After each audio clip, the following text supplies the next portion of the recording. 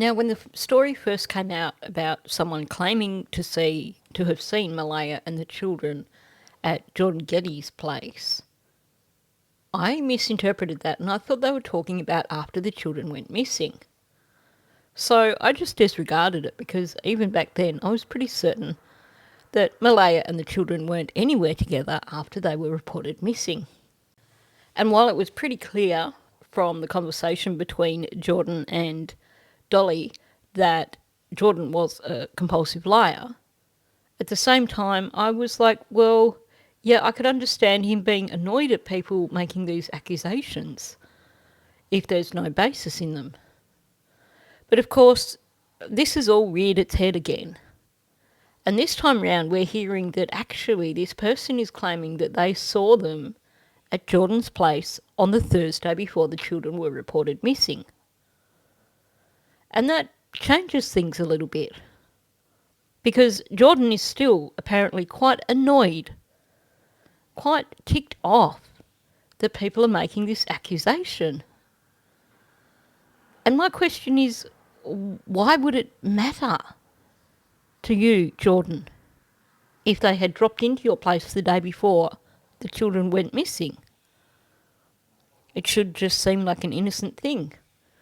Oh, they were in Westville, they were going by, and so they popped in for 5 minutes because Daniel was giving back something that he borrowed from me. But no, Jordan has really got his knickers in a knot over this accusation.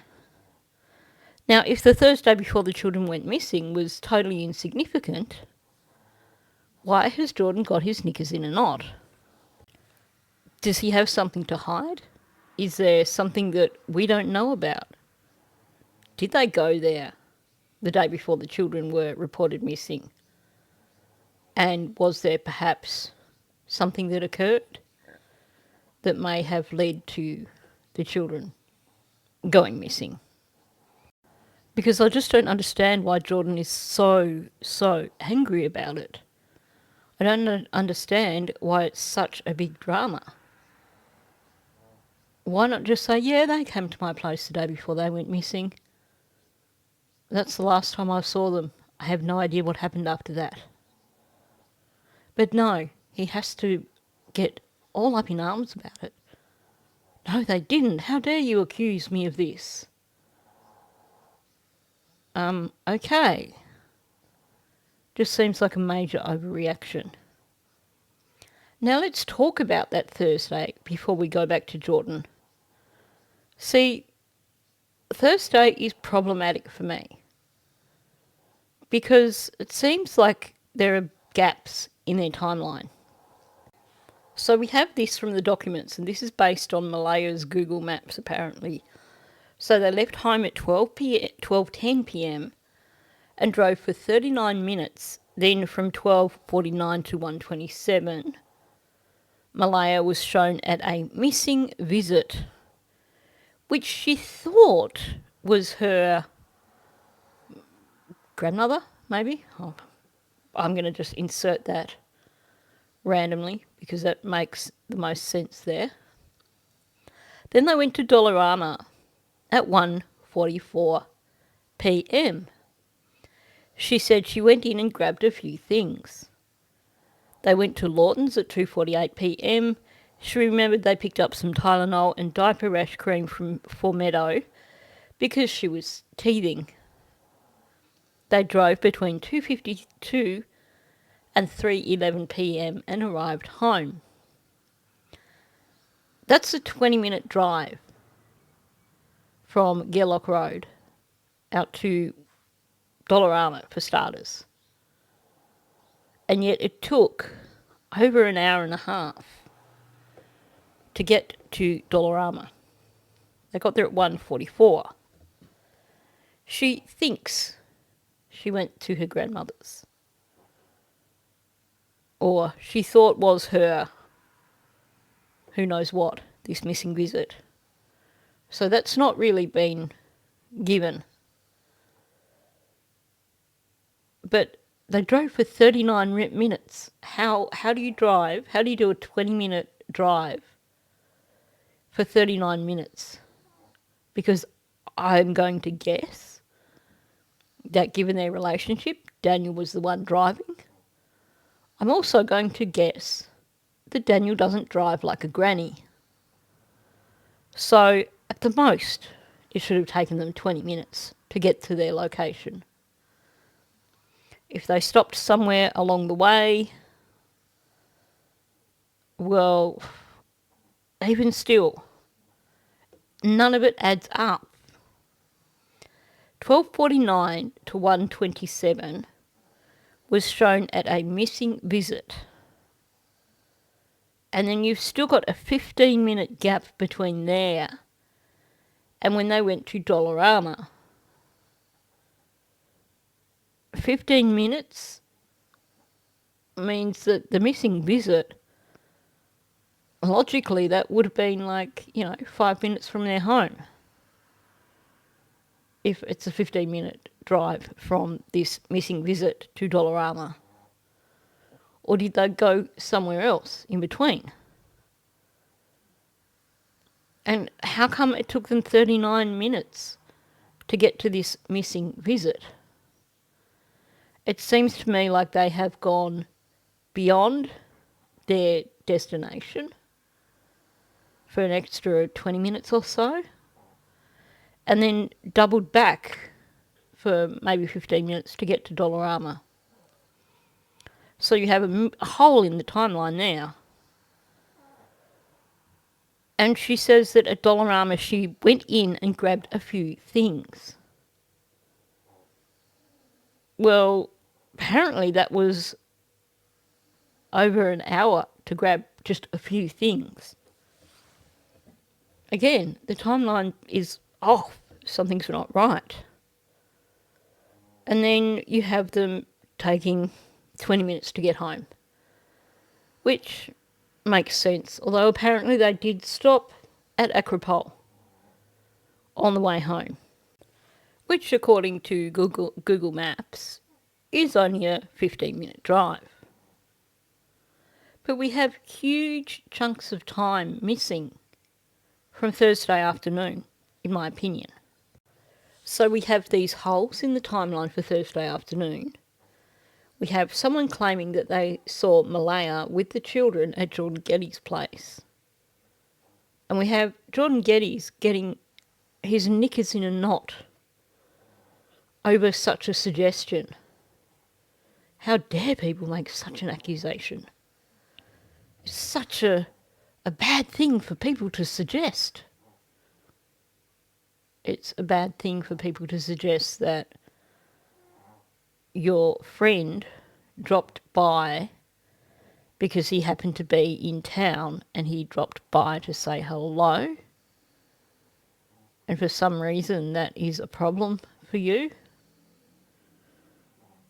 Now, I'm going to go through some of the audio of Jordan Geddes speaking to Dolly Vision. I want to show, first of all, how much of a liar he is. But also I want to show how much he has overreacted to this notion of Malaya being at his house with the children. Like, I got people showing up at the house. I'm damn good friends with Daniel. Uh-huh. I knew him for a long time. Okay. I said from the very get-go that he had nothing to do with this. Okay. Why would anybody do that? Especially someone as good as Daniel, in my mind. Now, some of the clips I'm going to play, to me, suggest that Jordan, at the very least, knows what happened. Now, this was 6 weeks in. And what he's said here is that he said from the get-go that he had nothing to do with this. Well, from the get-go, everything that was being reported in the media was that it was believed that the children had wandered off into the woods. So how can you say he had nothing to do with this?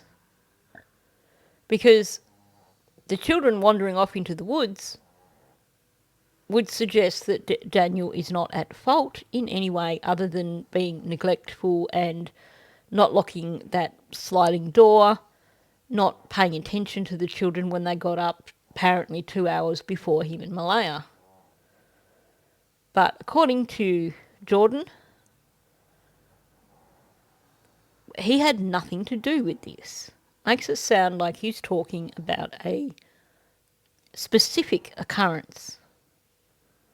Something happened. Something that Daniel's such a good bloke, he couldn't possibly have done that. That was a red flag for me the first time I heard that. Especially when he doubles down and says, why would anybody do that? Especially someone as good as Daniel in my mind. Sorry? Why would anybody do what, Jordan? To me, it sounds like he knows that Daniel did something, and whatever it is, it's not something good. Because he's saying, why would anyone do that? Why would someone as good as Daniel do that? He's not talking about two children allegedly wandering off into the woods. He's talking about somebody doing something to harm those two children. And this is only 6 weeks in. Although he's saying that from the get-go, from day one, he said this. And like I said, from day one, we were told that the children had wandered off into the woods. It was only several days later, when the pressure started being put on Daniel and Malaya, no doubt, that suddenly they started pushing the abduction story. Well, that still doesn't fit with Jordan saying Daniel's a good guy, he wouldn't have done this. He's basically dumped Daniel in it, straight up, before he's said anything else. There's people up here taking pictures of my house, taking pictures of me. The RCMP showed up and said that I was in the front yard of my house where my father doesn't live no more because him and my mother are separated. It's out of proportion with everything. I don't know quite what it is, but why would I be in the front yard with Daniel's kids and Malaya in the yard with Meadow? Why not? If they'd gone into town for the day on Thursday and Daniel had decided to pop in for a quick visit, then why wouldn't they be there? Maybe Daniel was in the house for some reason, collecting something. Maybe the person just didn't see Daniel there. Why is he getting so upset over someone saying that they saw Daniel's kids and Malaya with Meadow in his yard? If it was the day before and these kids allegedly just wandered off into the woods on the Friday and absolutely nothing whatsoever happened on the Thursday, why would it matter? Apparently it matters a lot to Jordan. Okay, they're saying you were in the front yard of your house with Meadow and Daniel, or front yard of Daniel's house? Yeah. No, my house. Okay. Where I grew up. Shock horror, they were standing outside of his house where he grew up. I just don't see why he's making such a big deal of it if it allegedly happened on the Thursday, which allegedly was a normal day and nothing happened. I mean, big deal, right? I've had times when I've gone down to Melbourne with my sister for some reason or other. We've gone down in one car and she's wanted to pop in and visit a friend of hers, someone that I don't really know. Well, if someone spotted me at her house and be like, so what? You know, I was there with my sister. She was dropping in for a visit because we live 2 hours away. I just don't get why Jordan is so defensive To me, that is someone who is guilty of something. He loved those kids. So he says. He's a good man. I knew him for years. I knew him since, I'm 33 now. Uh-huh. I knew him since I was 14 years old, matter of fact. So, because Jordan's known Daniel for 17 or 18 years, that makes Daniel a good guy? That is totally flawed logic. My best friend's ex-husband, I've known him for over 30 years. As far as I'm concerned, he's the biggest ass on the planet. And not someone that I would even want to be in a room with. So knowing someone for any length of time doesn't turn around and automatically make them a good person. Maybe it just means that they're somehow stuck in your orbit, even though you choose not to acknowledge it. Or maybe, in Jordan's case, him and Daniel are very similar. Jordan, what do you think happened? Let me ask you that. What do you think happened? It doesn't matter what I think. Yeah. I think that I have no opinion on it because I'm just an outsider watching. I didn't hear about this until a week ago. I work every day, 14 hours a day. When someone says it doesn't matter what I think, it's a huge red flag. That means that they don't want to discuss it. That means they don't want to be caught out here admitting something that they know, admitting something that they did or are aware of. Everybody, this is 6 weeks in, everybody had some idea by 6 weeks in of what they thought might have happened to Lily and Jack. Why would he need to be so defensive? That is someone who knows what happened to these children, in my opinion. And then he lies. He says, I didn't hear about this till a week ago. Well, that's interesting because he said from the get-go that Daniel had nothing to do with it. How can you say from the get-go that Daniel had nothing to do with it, but you only heard about it a week ago? So 5 weeks before you heard about it, you said that Daniel had nothing to do with it. How does that make sense? And again, this statement of Daniel had nothing to do with it and now he doesn't want to say what he thinks happened. This guy is avoiding giving a truthful answer. I do think that he knows what happened, and it concerns me that he's so defensive about whether or not they were at his place on the Thursday. So your opinion is just Daniel's a good guy and he wouldn't do these things. Do you know Malaya very well? I never met Malaya. I never met Lily and Jack.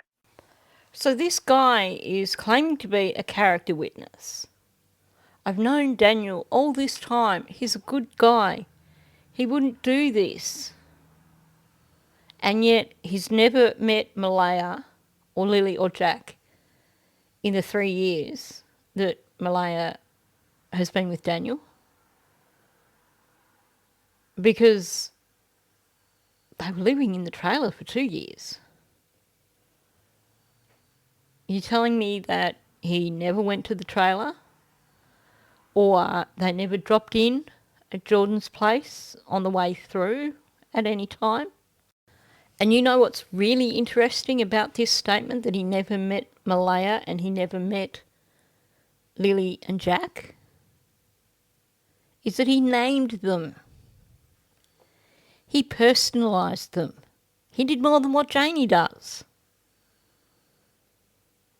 If he had never met them, maybe because Dolly just said Malaya specifically, maybe he would say, I never met Malaya or her kids. But no, he has named them. like he is quite familiar with them. This is a guy who refers to his own partner as his woman, like a caveman. And yet here he's specifically said Malaya, Lily and Jack. He's given it that personalisation which you expect when someone is talking about someone who they have met, someone that they know. Okay. I never met anyone. Okay, that's kind of like a variation on fading facts, except it's more like swallowed facts. He got as far as any of, and then he swallowed the them. It's still fading facts, it's just a variation on it. Which says to me that he has met them. And even if he didn't have the fading facts there, the fact that he has to double down after saying he never met Malaya and he never met Lily and Jack, then he has to double down and say, I never met any of them. Straight away, red flag. Straight away, this guy is speaking BS. So why is it that not only does he have to claim that, no, they were never at my house, but he's also got to say, I never even met them. I wouldn't know Malaya if I tripped over her. I don't know Malaya, I don't know Lily, I don't know Jack, but I'm going to use their names. And then I'm going to double down and say I've never met any of them. And swallow the them. So that you don't get that full sentence completely, because my brain's saying, stop it, don't lie. When was the last time you seen Daniel before this happened? Like, had you seen him recently? I sent him a message when this first happened. Uh-huh. I sent the message and I told him I know he wouldn't do these things. I'm thinking that maybe Jordan is a bit of a mathematician also. He sent Daniel a message when this first happened, saying that he knows he wouldn't do these things.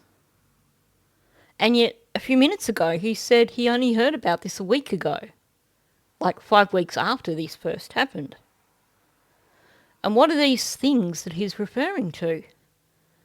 Because when this first happened, in his words, like I said, everything in the media was all about these children having wandered off from their home in Gerlock Road.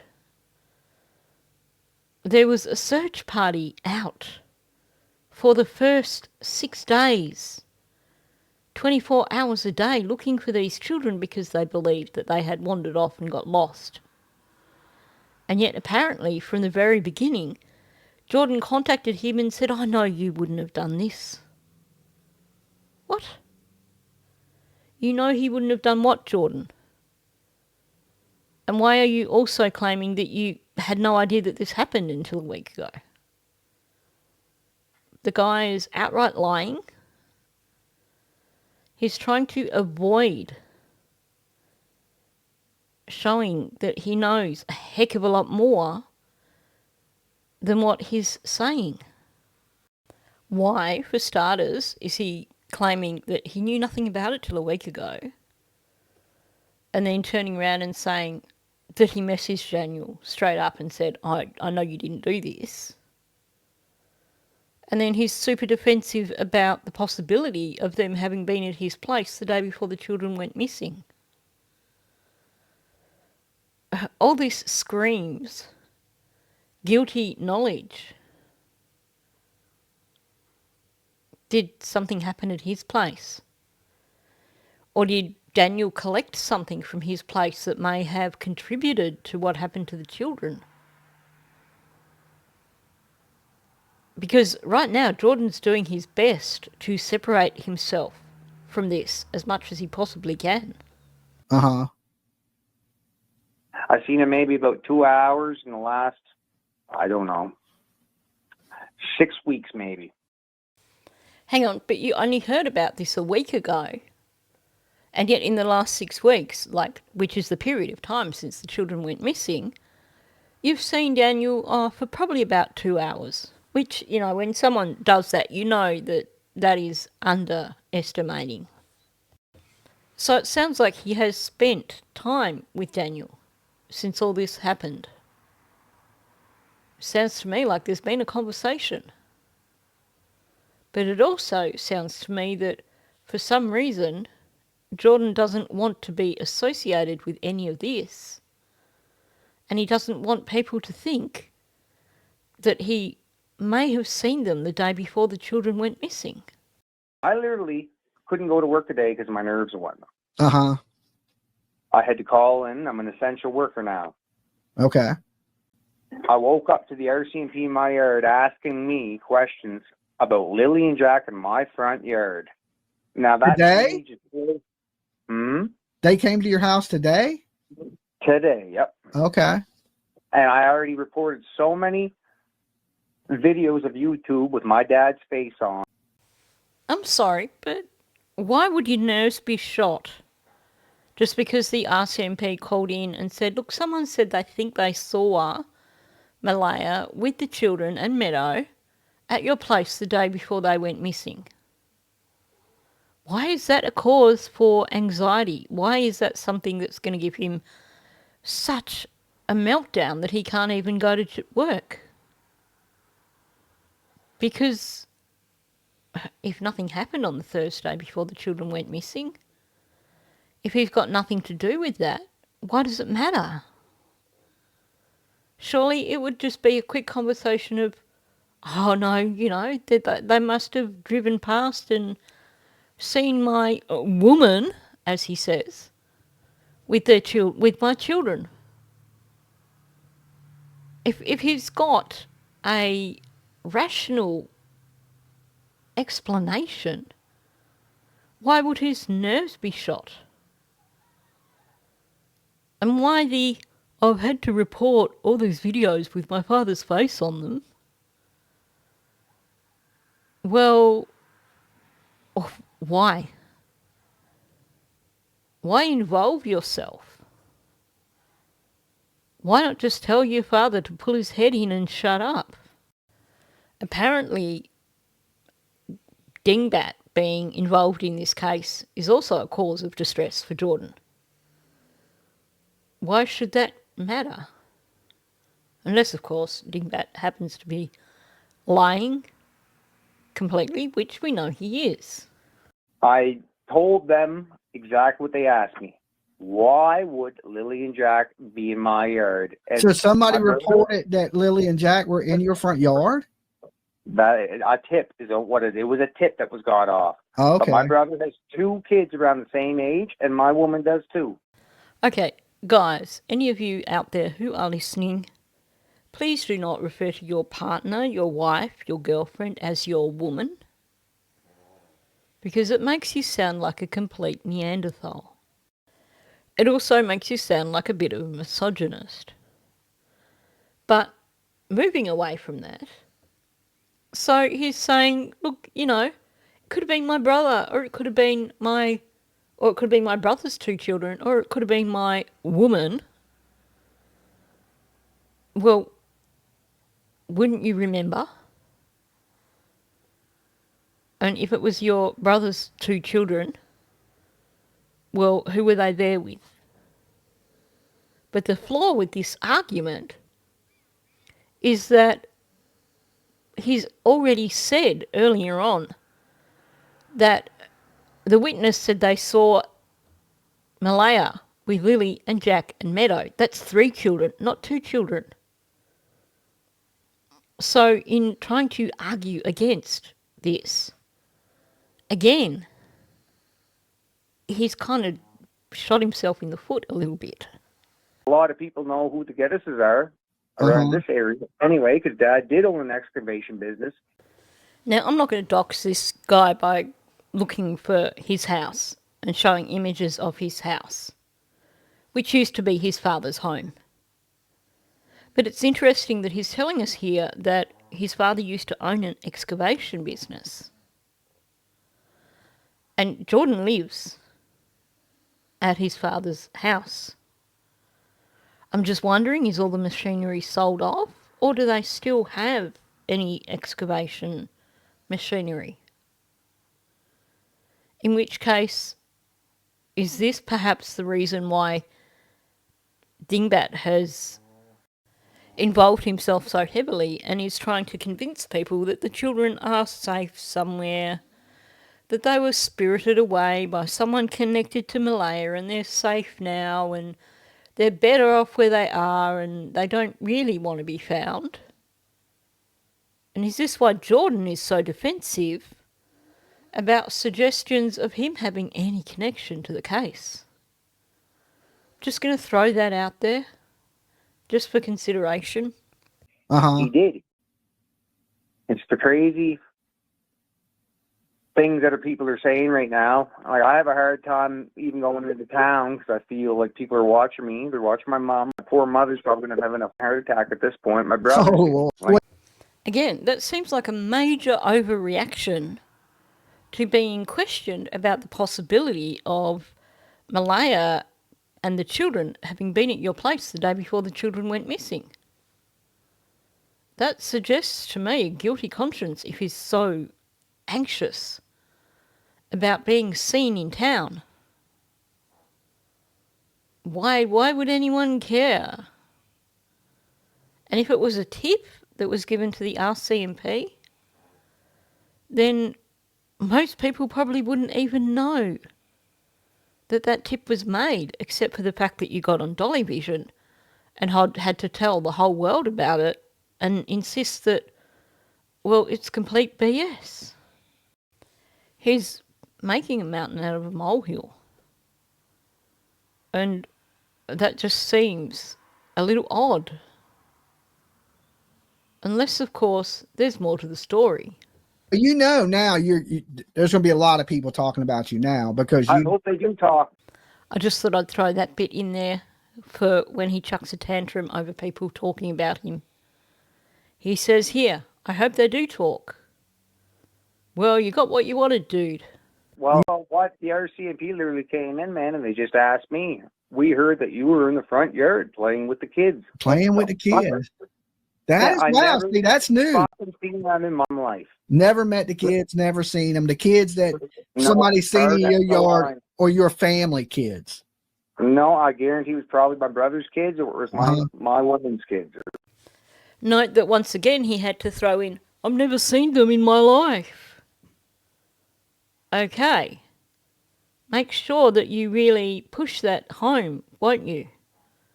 Just in case people think that maybe you did see them at your place the day before they went missing. And then he has to go back and double down on, well, it was either my brother's kids or my woman's kids.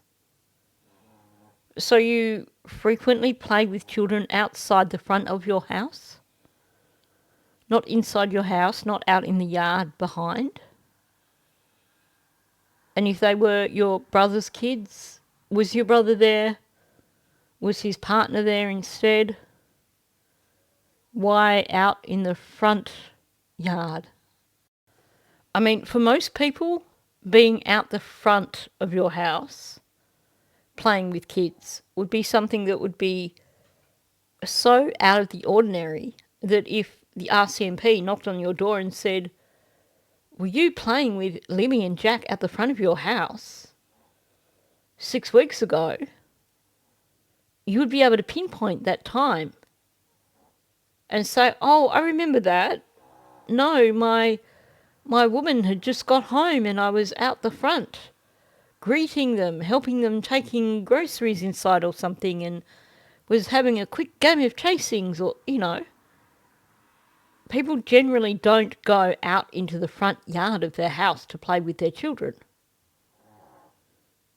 It would be something that would stand out in your memory. There would have to be a reason why you were out the front of your house with those children. So the vague, well, it would have been my brother's kids or my woman's kids. You would know for sure. The vagueness to me suggests that, again, he's trying to avoid giving some answer here for some reason. Something. I don't know. I'm probably bringing heat on me now too. I can't really ask you nothing about Malaya. What do you think the kids ran off? Do you believe that Right. the kids?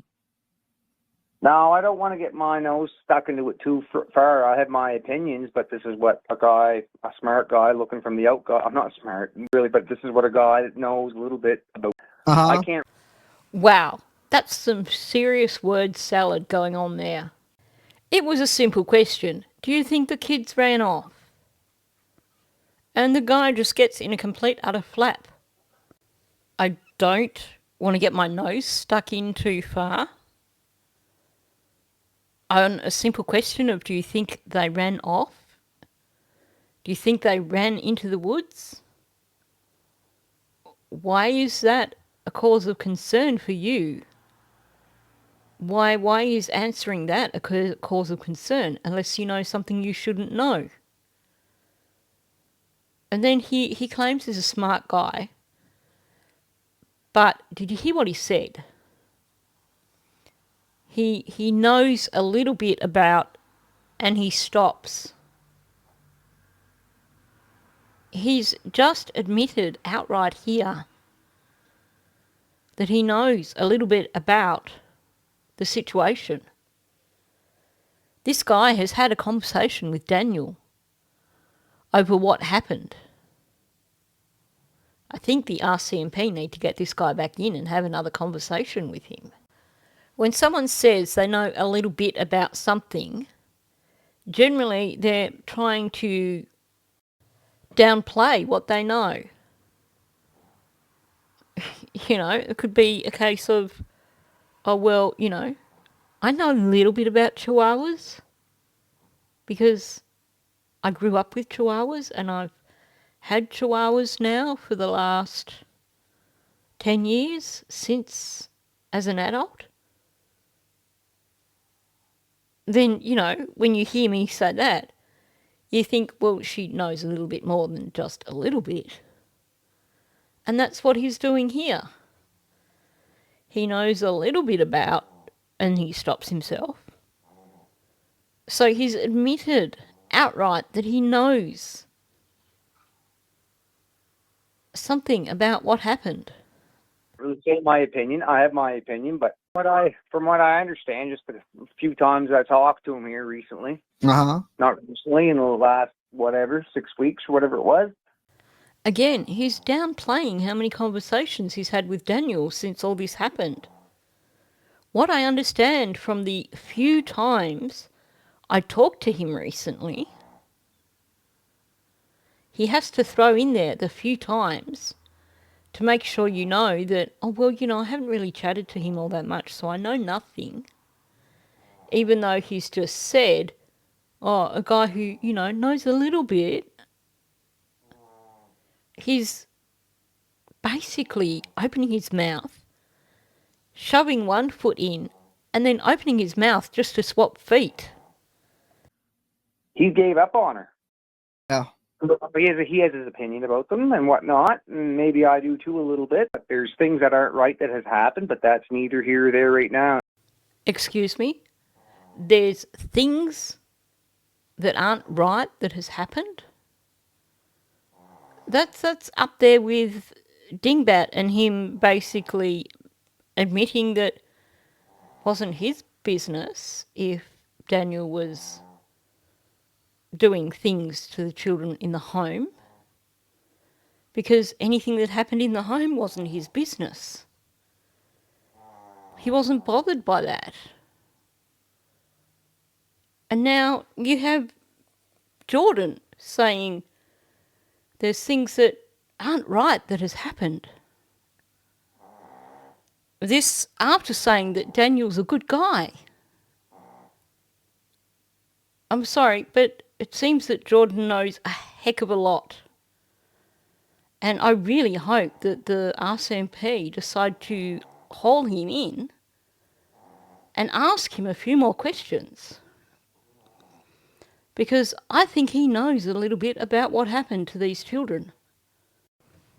First of all, he tried to say that he didn't even know that it had happened till a week before this conversation, as in 5 weeks after the children went missing. And then he's saying, Daniel wouldn't do these things. What things? The children allegedly wandered off into the woods. So what are you talking about?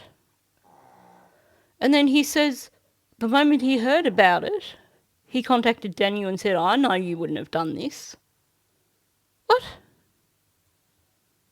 This guy has guilty knowledge.